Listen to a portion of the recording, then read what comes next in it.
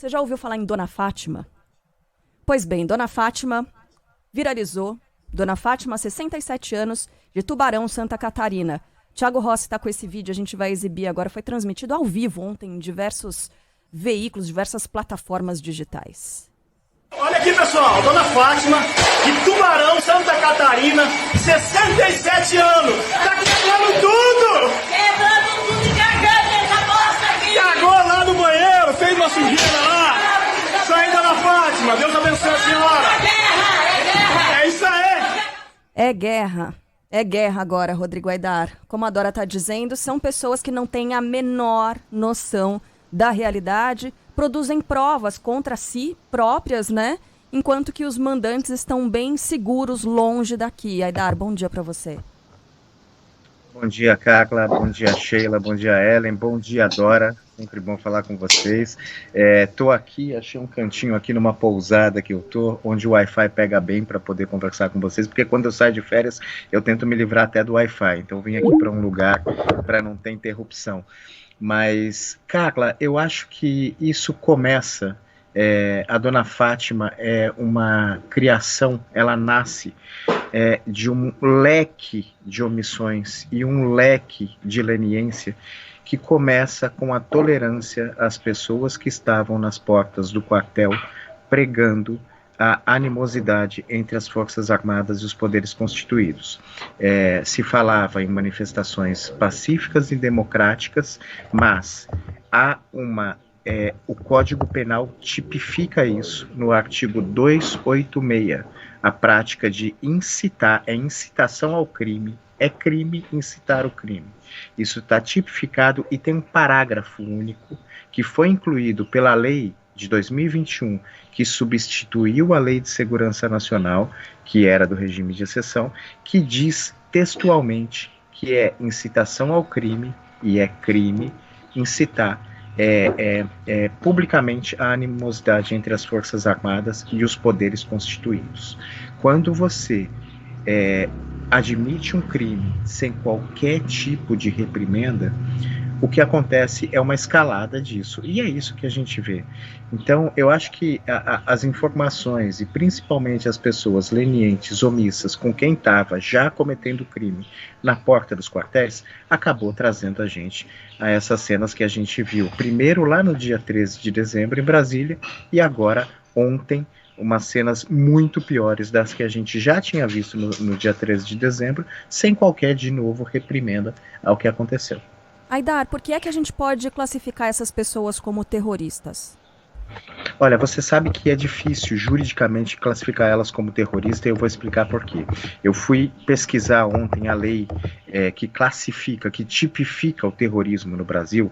Não há dúvida que o que a gente assistiu são atos terroristas, ponto. Agora, juridicamente, a lei, o que tipifica o terrorismo é uma lei de 2016, ela diz que o terrorismo significa atos praticados por razão de xenofobia, discriminação ou preconceito de raça, cor, etnia, religião, cometidos com a finalidade de provocar terror social. Ontem houve uma finalidade de provocar terror social, mas o motivo é político. O motivo não é nenhum desses de discriminação por conta de raça, cor, xenofobia, preconceito. Então a lei antiterrorismo precisa ser adaptada. Precisa, para a tipificação de terrorismo, ter também os motivos políticos. Se estudava, quando essa lei foi aprovada, organizações sociais como o Movimento dos Trabalhadores Sem Terra, o Movimento dos Trabalhadores Sem Teto também, tinham o receio de que se tipificassem como terrorismo os atos, as manifestações por terra, por casa, enfim, os movimentos que eles fazem de tempos em tempos. Então, até por isso, não foi tipificado o terrorismo por motivos políticos. Então, para enquadrar juridicamente, isso eu estou dizendo, claro, esses manifestantes como terroristas na letra da lei, a gente vai encontrar alguma dificuldade. Tem uma série de outros crimes que eles cometeram, não há a menor sombra de dúvida. Agora, tipificar como terrorismo vai ser difícil.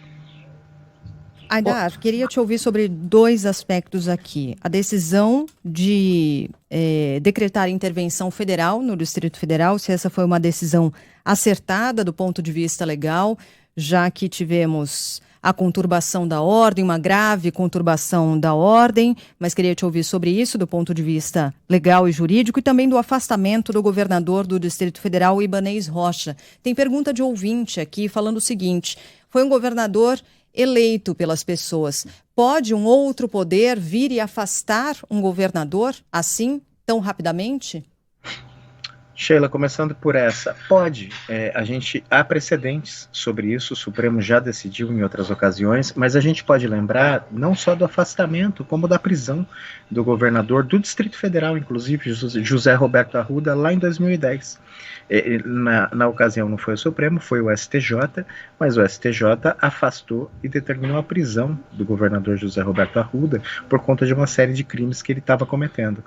O afastamento cautelar do governador do Distrito Federal, Ibanez Rocha, ele já foi ele encontra correspondência em precedentes do Supremo Tribunal Federal. Tem uma decisão do Supremo de 2017 que diz textualmente a decisão. Primeiro diz que para um governador ser processado não é necessária autorização da Assembleia Legislativa, como havia vários dispositivos e constituições estaduais pelo Brasil afora. Mas o outro ponto diz que as medidas cautelares previstas no Código de Processo Penal, que são medidas cautelares diversas da prisão, como afastamento do cargo e outras, elas podem sim ser aplicadas a governadores do estado. Então é uma decisão de 2017 que não tinha nada a ver com esse caso, tem 5 anos esse precedente, então isso acontece. Se o governador comete um crime, ele pode ser afastado.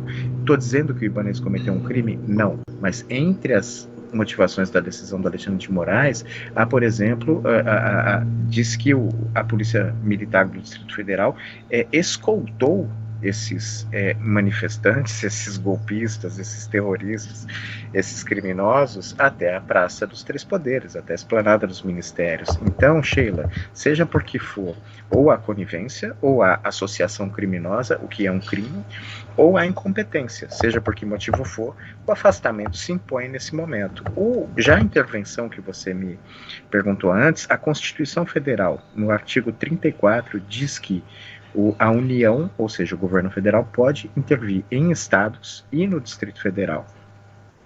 Em caso de, salvo engano, a Constituição diz textualmente, quando a grave ameaça comprometimento da ordem pública.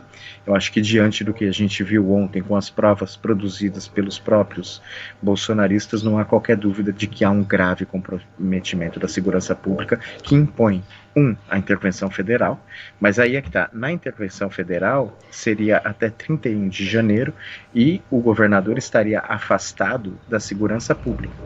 A decisão do Alexandre estende isso. O governador Ibanez não é mais governador do Distrito Federal por 90 dias, assume a vice, Celina Leão, mas ela não toma conta da segurança pública também. Quem toma conta da segurança pública do Distrito Federal hoje é o governo federal pelo interventor, que me fugiu o nome agora, mas que é o segundo na hierarquia do Ministério da Justiça.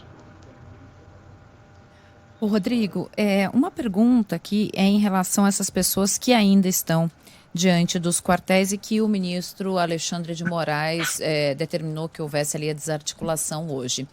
Essas pessoas, somente ao estarem ali nos arredores dos quartéis, mas estão ali pedindo uma intervenção federal, elas estão cometendo algum tipo de crime ou não? Esse acampamento em si não é nada irregular. É o crime de incitação ao crime, artigo 286 do Código Penal. Incorre na pena de incitação ao crime quem publicamente incita animosidade entre as Forças Armadas ou delas contra os poderes constitucionais, as instituições civis ou a sociedade. Essas pessoas estão nas portas dos quartéis incitando animosidade. Só por isso elas já estão cometendo um crime. É um crime menor, é um crime que é punido com detenção de 3 a 6 meses, não é um crime grave. Agora, as pessoas que estão fornecendo alimentos, as pessoas que estão financiando esses acampamentos, as pessoas que financiaram os atos, como esses que a gente viu ontem em Brasília, e não só as que financiaram os atos, as que realmente depredaram, como a dona Fátima, elas são enquadradas em outros 2 crimes, esses muito mais graves, os 2 também de uma lei de 2021 que substituiu a Lei de Segurança Nacional, que é tentar com emprego de violência, abolir o Estado Democrático de Direito, e o outro é o golpe de Estado, tentar depor o governo legitimamente constituído. O primeiro crime, tentar, com emprego de violência, abolir o Estado Democrático de Direito, é punido com pena de 4 a 8 anos, e esse segundo do golpe, de 4 a 12 anos. São crimes muito mais graves. Qualquer pessoa, além de associação criminosa, dano ao patrimônio público, que são crimes menores. Menores no seguinte sentido, é claro que é um dano e um crime inqualificável, eu não acho adjetivo para qualificar, você rasgar a facas uma tela de Cavalcante. Isso é um dano ao patrimônio público, é crime tipificado em lei, vai ser previsto, esperamos, né, que seja investigado e punido. Agora, atentar contra o Estado Democrático de Direito é um crime punido com pena de até 8 anos num caso e até 12 anos no outro, e que precisa ser punido com rigor, porque não podemos admitir que se usem a própria democracia como argumento da liberdade de expressão para corroer o nosso tecido democrático social. A gente precisa agir contra essas pessoas de forma muito, muito, muito firme. Em São Paulo, eu moro próximo da Assembleia Legislativa de São Paulo, né? Na rua entre a Assembleia e o Comando Militar do Sudeste, a rua está trancada, nos dois sentidos, desde o final do segundo turno das eleições, por essas pessoas. E não se faz nada para tirá-las de lá, se admitindo esse crime. É por isso que eu digo, foi se admitindo e sendo omisso e leniente com uma série de crimes que vêm sendo cometidos por essas pessoas, inclusive, que estão na porta dos quartéis, desde o primeiro dia do término do segundo turno das eleições. O que a gente espera quando não há nenhum tipo de reprimenda, nenhum tipo de punição para pessoas que estão cometendo crime? Que elas escalem esse crime. A gente está assistindo o que era mais ou menos favas contadas a partir do momento que a gente simplesmente decide ser omisso, leniente e, no linguajar comum, passar pano para quem está cometendo crime na porta do quartel. Bom, enquanto gente, estamos tem uma aqui acompanhando... pra Aidar, claro, posso? Dora, por favor, enquanto a gente está aqui, nós três, junto com o nosso colunista Rodrigo Aidar, com a nossa colunista de política Dora Kramer, estamos também acompanhando com imagens a desocupação, a desmobilização neste momento de um desses acampamentos, o de Brasília. E a gente vai seguir ainda de olho ao longo da semana, por enquanto acontecendo de maneira pacífica, lentamente e pacífica. Pois não, Dora, sua pergunta para o Aidar. Aidar, é o seguinte, sendo bem objetiva, com os dados que se tem hoje, dá para dizer, dá para vislumbrar se vai sobrar para o ex-presidente Jair Bolsonaro? Dora, pode sobrar. O inquérito que a gente convencionou chamar de fake news, o inquérito das fake news, que é um inquérito que investiga esses atos antidemocráticos, ele tem como réus ali pessoas próximas ao presidente da República com foro por prerrogativa de função, que é a deputada Carla Zambelli, o deputado Eduardo Bolsonaro, o próprio deputado Flávio Bolsonaro, e há investigações muito sérias e graves em relação a essas pessoas que fazem parte da antessala do presidente. Não é uma coisa simples enquadrar o presidente Jair Bolsonaro nesses atos, não é uma coisa assim que não pode...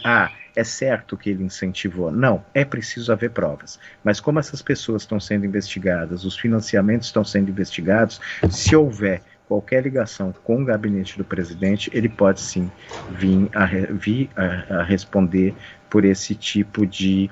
por esses crimes que estão sendo investigados mesmo, de tentar abolir o Estado Democrático de Direito, ou até incitação ao crime, e outros mais. Parte dos inquéritos contra o presidente Jair Bolsonaro, que estavam no Supremo, parte deles vai para a primeira instância, porque afinal Jair Bolsonaro deixou de ser presidente da República. Mas todos aqueles que tiverem alguma conexão com as investigações desses atos antidemocráticos ficam no Supremo Tribunal Federal. E é daí que pode partir alguma responsabilização contra o presidente da República. Já tem precedente disso, né, Dora? No Mensalão, a gente vai lembrar, lá em 2012, 2013, havia apenas 2 deputados processados. Zé Dirceu, não era nem mais o Zé Dirceu, porque ele tinha renunciado, ou tinha sido cassado, não me lembro bem. Era o Valdemar da Costa Neto e mais um outro deputado. E foi mantido no Supremo, por conta da conexão aos crimes, 38 réus, que não tinham prerrogativa de foro. Então, o fato dessas pessoas terem prerrogativa de foro, Carla Zambelli, Eduardo Bolsonaro, Flávio Bolsonaro e outros, pode fazer com que esta parte da investigação contra o presidente Jair Bolsonaro, o ex-presidente Jair Bolsonaro, continue no Supremo Tribunal Federal. E pode vir alguma coisa daí. Mas não pode ser eu acho que. É preciso haver prova. É atrás disso que o Supremo está, inclusive com algumas ordens que juristas questionam, outros apoiam, o mundo jurídico está muito dividido, dessas últimas ações do ministro Alexandre de Moraes, mandando quebrar sigilo de muitas pessoas e dando um poder meio amplo de quebra de sigilo em relação a qualquer pessoa que tenha tido contato com as pessoas investigadas nesse inquérito das fake news. A gente vai continuar Eu esse papo. respondi, Dora. Respondeu perfeitamente. Mas só mais uma coisinha. E esse tipo de coisa, de aquela deputada americana que está pedindo extradição do Bolsonaro, isso fica assim no campo da bravata? Isso tem alguma possibilidade de ser efetivado? Não levamos em consideração ou levamos? Olha, Dora, essa eu vou ficar te devendo, porque como eles estão pedindo a expulsão, eu precisaria dar uma olhada em como funciona o direito norte-americano. Pode ser que seja só bravata, mas até porque não há nenhuma condenação no Brasil contra o presidente Jair Bolsonaro, né? Geralmente o direito estrangeiro usa as condenações no próprio país para expulsar ou deportar. Até agora não há condenação contra o ex-presidente Jair Bolsonaro neste momento. E lá também ele não cometeu nenhum crime. Então talvez possa ficar só na bravata. Precisaria dar uma olhada com mais cuidado na legislação norte-americana em relação a isso.